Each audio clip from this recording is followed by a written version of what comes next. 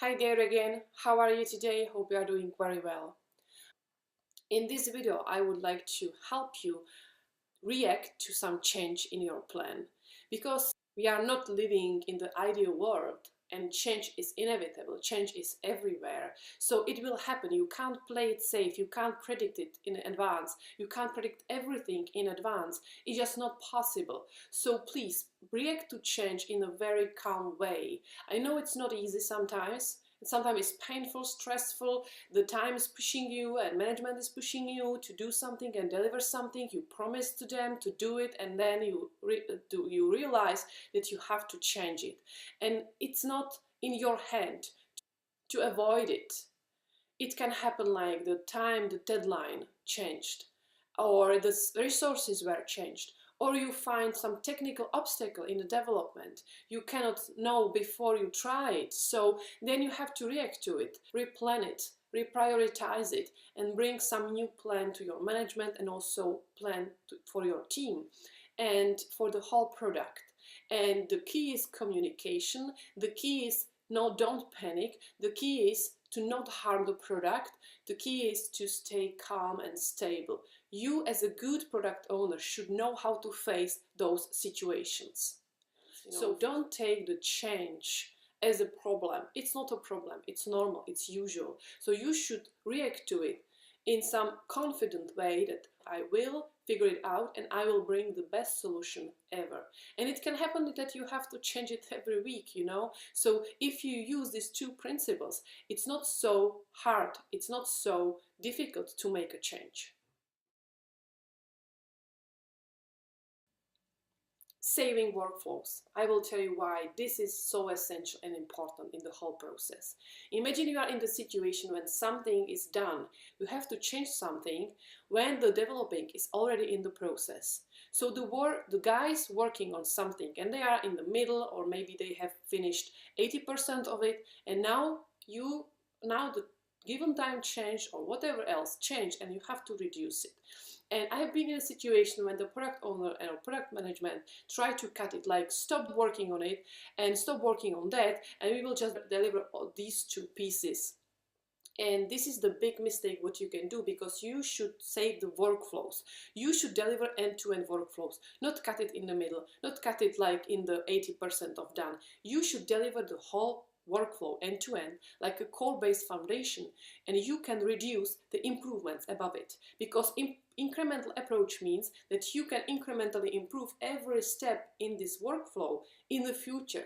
But for the first time, you have to deliver the whole workflow. And I will tell you example, it's a very easy one. You should deliver the process how to upgrade your system to the newest release of the product. And it will take 6 steps. You should cover any use case. You should cover any worst case. You should cover any kind of technical obstacles on the customer side. And then you would like to deliver also something very cool. So for each step you would like to have time estimations, progress bars, and new UI, and any kind of other improvements. And as a whole scope, it looks very good. You have it in your demo, you have it in your prototype, you already presented and validated with your customer and with your management, and everyone is very happy about this approach. And now the team is working on it. They are in the middle of their work and you have to reduce something. What you will reduce? You never, please never skip some steps. Please never cut the workflow in the middle. Please never like adjust the steps and deliver only 5 or 4 steps, because it can be very harmful at the end. You should deliver and cover the base core foundation, the base end-to-end workflow for any kind of use cases, for any kind of technical obstacles, for any kind of system on the market. And then you can play with these new improvements like progress bars, new UI, time estimation. So talk to your UX guys in that situation. They should know if they pick something and if they remove something, what will happen with the whole workflow.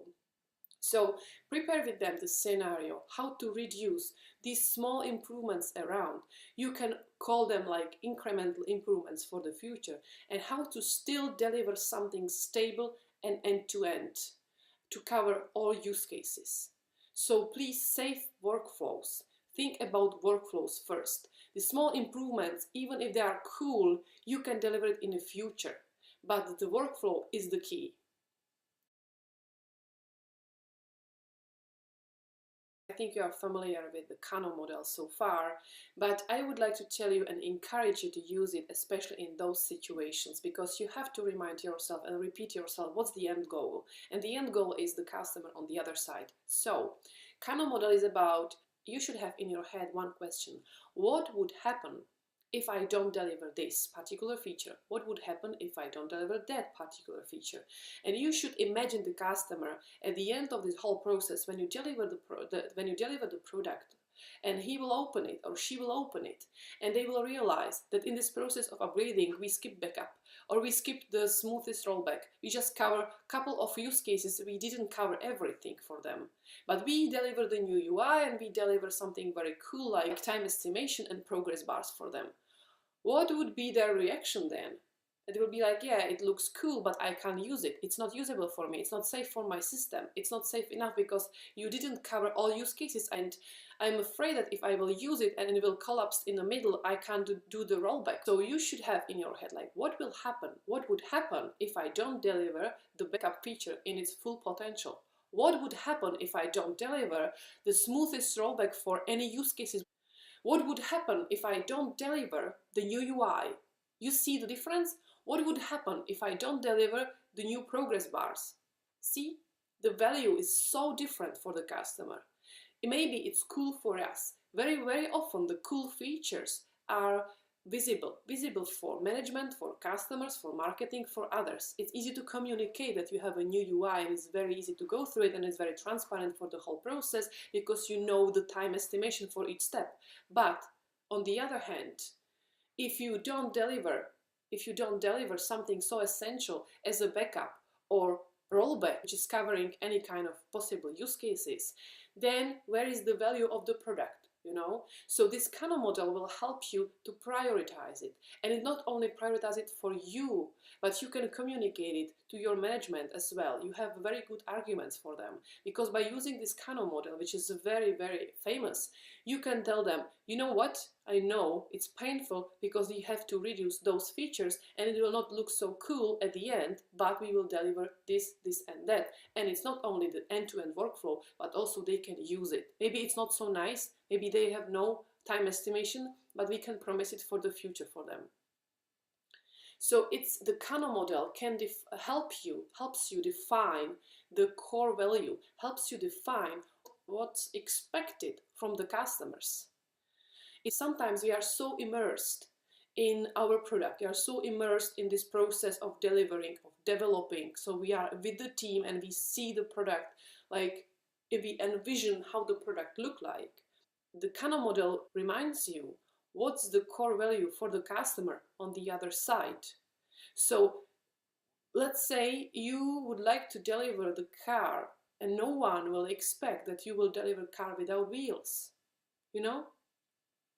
It's something which is like, don't create false expectations. If you tell them, I have the best process for upgrading your product, then they will not expect that you don't deliver something like a smooth rollback to them or smooth backup to them. Very reliable process of upgrading. I would encourage you to implement the Kano model in your brain, in your daily thinking, because I can say that you should be able to change your plan day by day, but still keep the product in a core as valuable for the customer on the other side. So don't do it partially. Don't do it for a couple of use cases, couple of customers. It leads nowhere. The long-term goal is to deliver something usable, valuable, reliable. Use Kano model, it will help you a lot. Thanks for watching. See you next time. Bye.